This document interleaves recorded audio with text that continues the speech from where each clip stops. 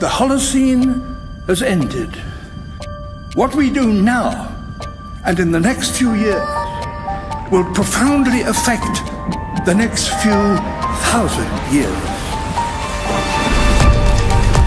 The only conditions modern humans have ever known so far are changing, and changing fast. Nothing stays the same on this planet. Everything changes. The Earth is going into one of these jumps, and you don't know what is going to be on the other side of those jumps. The Earth is always jumping.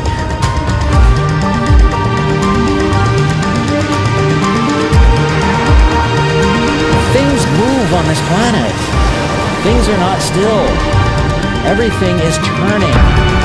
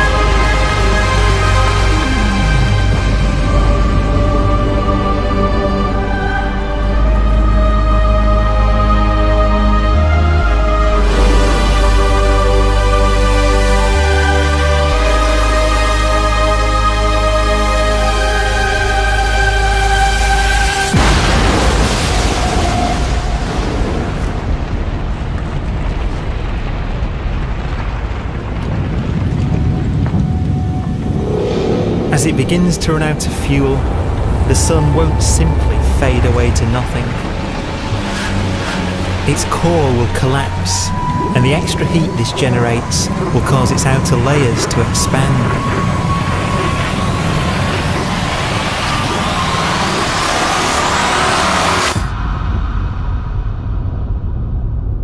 The sun is now dead. Its remains slowly cooling in the freezing temperatures of deep space.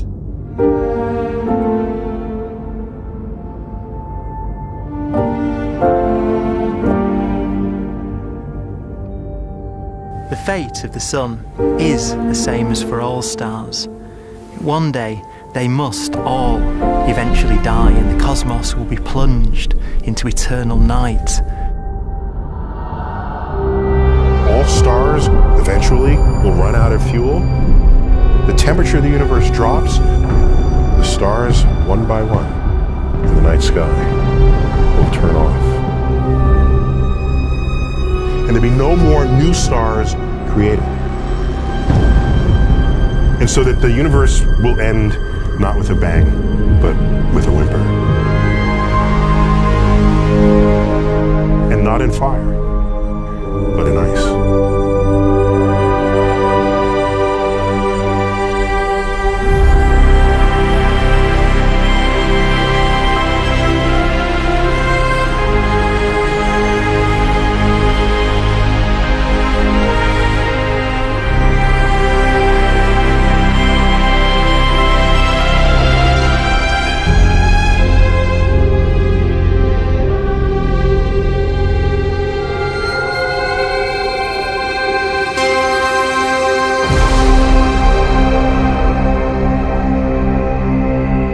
With no fuel left to burn, a white dwarf's faint glow comes from the last residual heat from its extinguished furnace.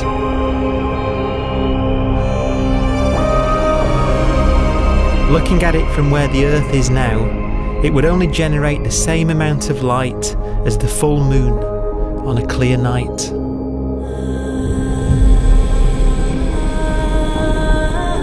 The faint glow of white dwarfs will provide the only illumination in a dark and empty void littered with dead stars and black holes.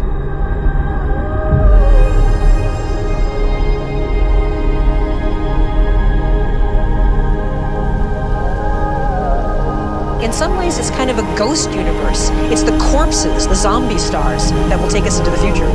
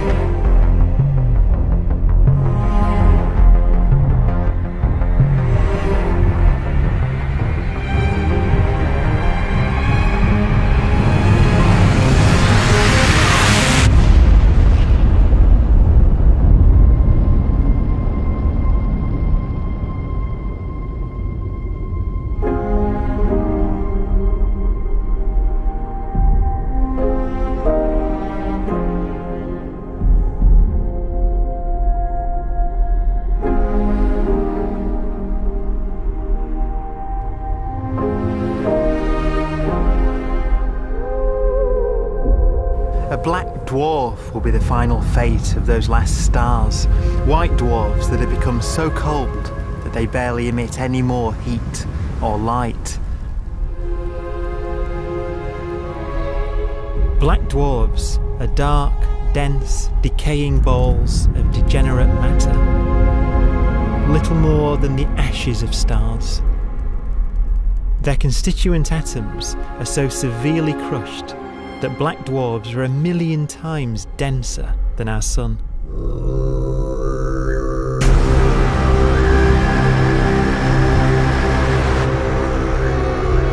Stars take so long to reach this point, we believe there are currently no black dwarfs in the universe.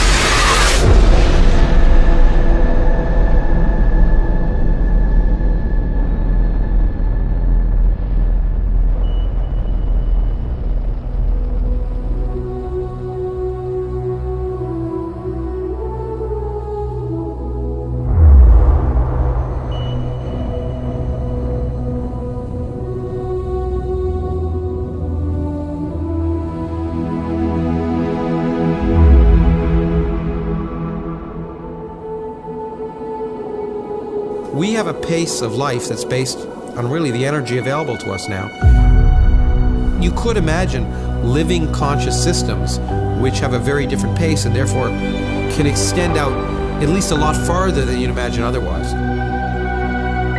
You could have a living system where if it had a thought every 10 trillion years, that would seem normal. Even if our life dies out, one could imagine at some time arbitrarily far in the future, a fluctuation occurs which allows intelligent life to exist again for a little while. So you might have islands in time of intelligence.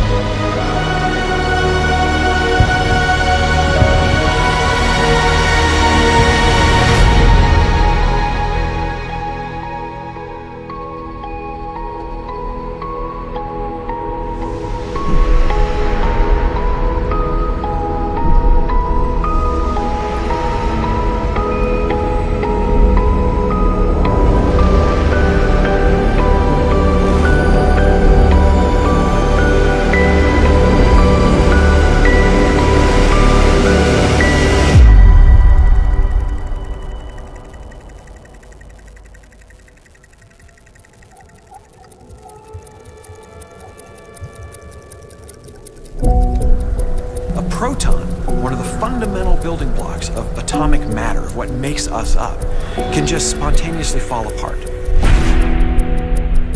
Any material that evades the pull of a black hole eventually dies away as its protons disintegrate.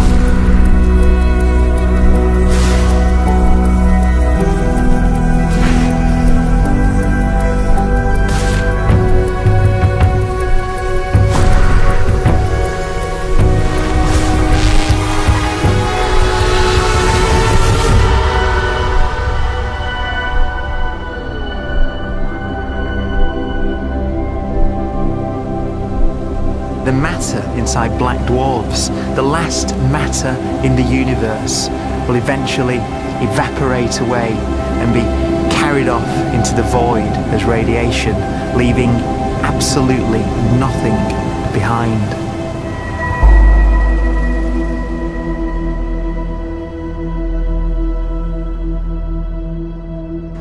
With the black dwarfs gone, there won't be a single atom of matter left. All that will remain of our once rich cosmos will be particles of light and black holes.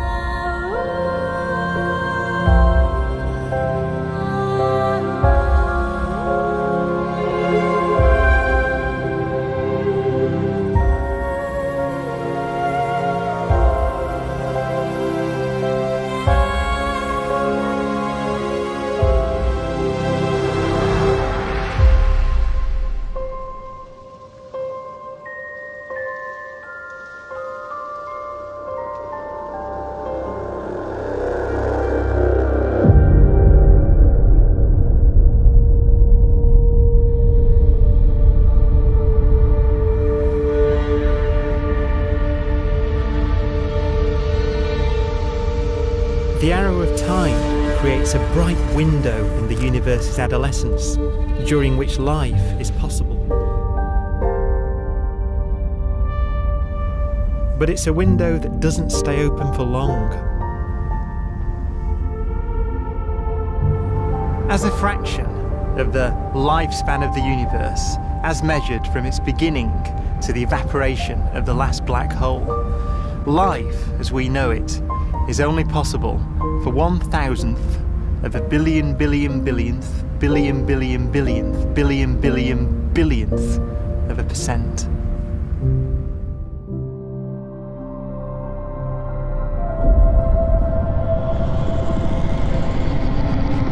Black holes become the fundamental building block of the universe. A galaxy will basically be a supermassive black hole in a center with smaller black holes orbiting it. Zombie galaxies filled with black holes continue to evolve. They'll eat each other and they'll get bigger, and maybe they'll fall into the supermassive black hole and it'll get bigger. The universe will still be an exciting, dynamic place. It's just that the timescales you're talking about are now trillions of years instead of thousands or millions of years.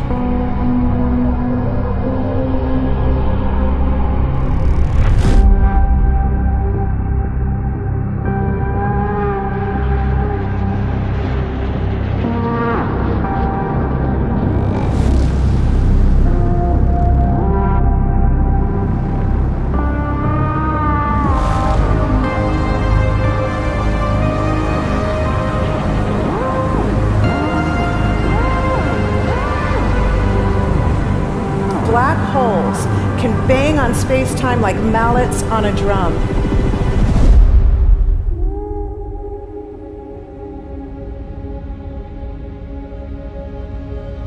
And they have a very characteristic song.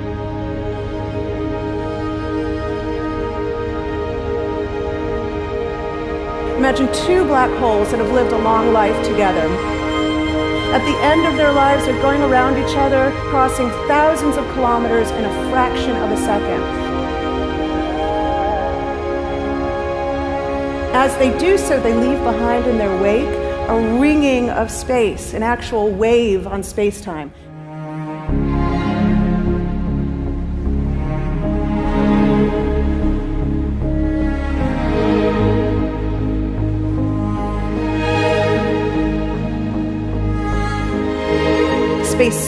squeezes and stretches as it emanates out from these black holes banging on the universe.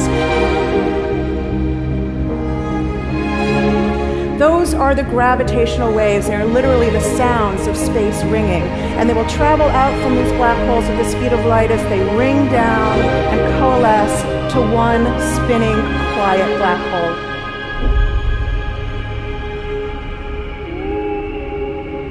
If you were standing near enough, your ear would resonate with the squeezing and stretching of space. You would literally hear the sound.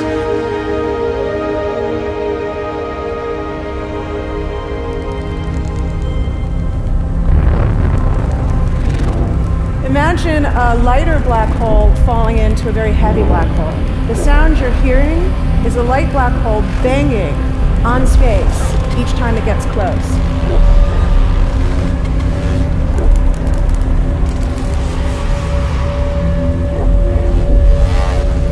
As it falls in, it gets faster and it gets louder.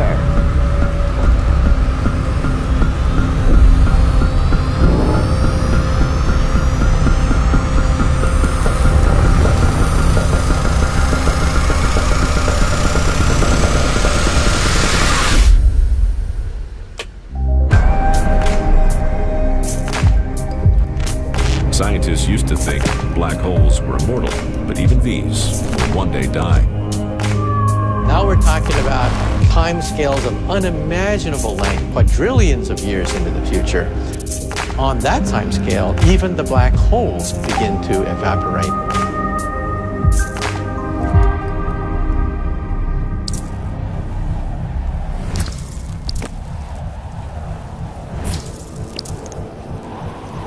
According to quantum mechanics, space is filled with virtual particles, antiparticles, that are constantly materializing in pairs, separating, coming together again, and annihilating each other.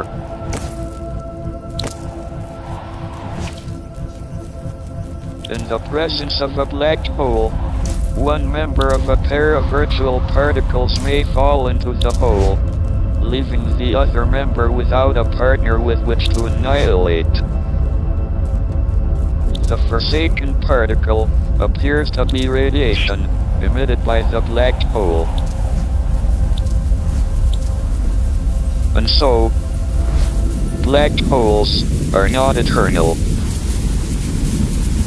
They evaporate away at an increasing rate until they vanish in a gigantic explosion.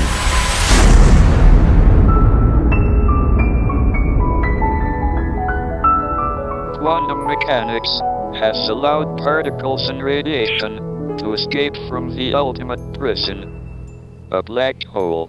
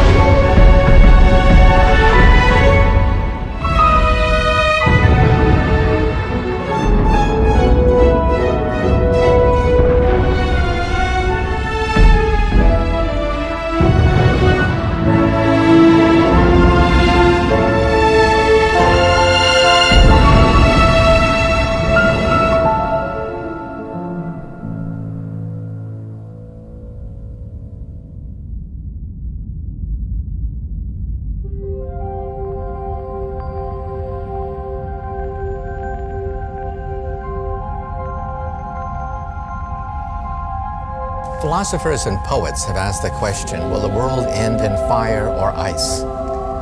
We can now give an answer. The latest evidence shows that the universe is not slowing down, but it's speeding up out of control. And the universe, we think, will die in ice. Trillions upon trillions of years from now. Empty space itself has energy. In every little cubic centimeter of space, whether or not there's stuff whether or not there's particles, matter, radiation, or whatever, there is still energy even in the space itself. And this energy, according to Einstein, exerts a push on the universe. What is the weird stuff that's accelerating the universe? We call it dark energy. And this stuff is the dominant stuff of the universe. Almost 3/4 of the matter-energy content of the universe is this dark energy. And we don't know what it is. Dark energy, unlike matter or radiation, does not dilute away as the universe expands. This has crucial implications for what the universe is going to do in the future. So what will be the future of the universe? Well, if the dark energy remains dominant and repulsive, the universe will expand forever.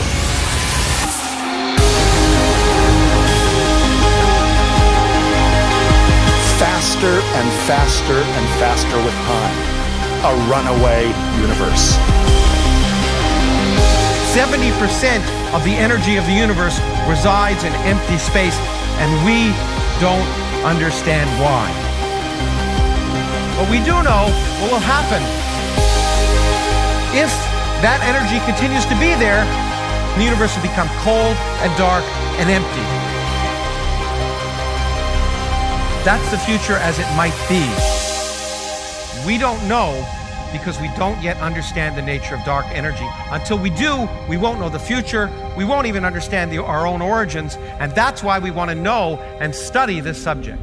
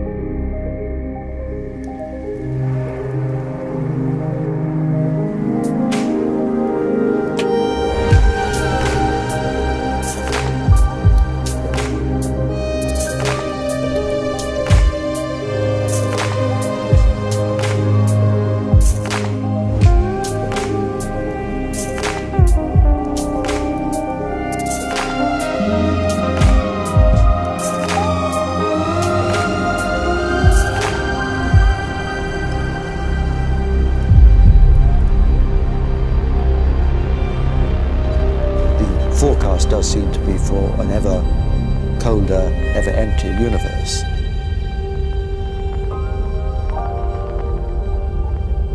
But then, of course, we have to ask, could that end lead to a new beginning? And there are ideas whereby what actually is the end of our universe could in some sense be linked to the beginning of a new one.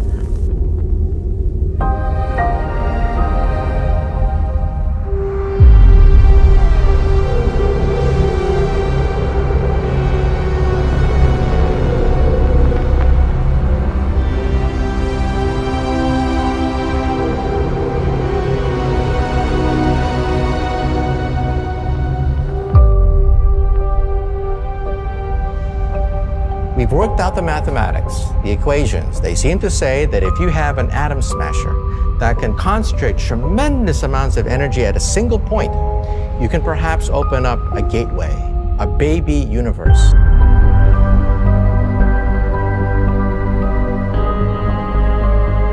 Facing the death of everything there is, this perhaps is their only possibility of escape.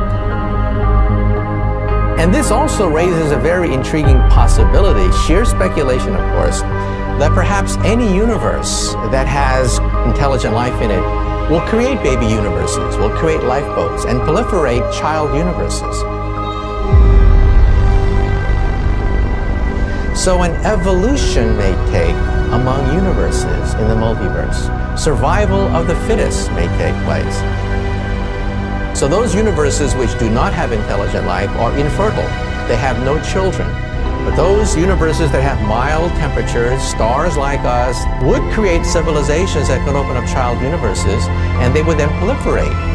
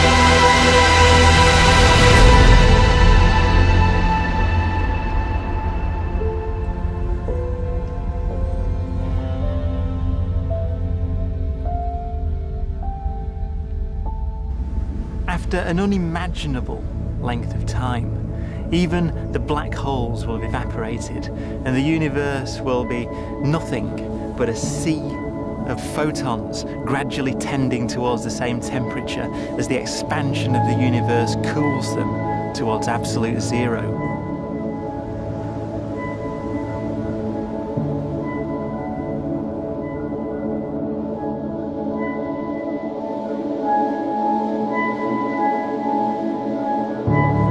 Once the very last remnants of the very last stars have finally decayed away to nothing, and everything reaches the same temperature, the story of the universe finally comes to an end.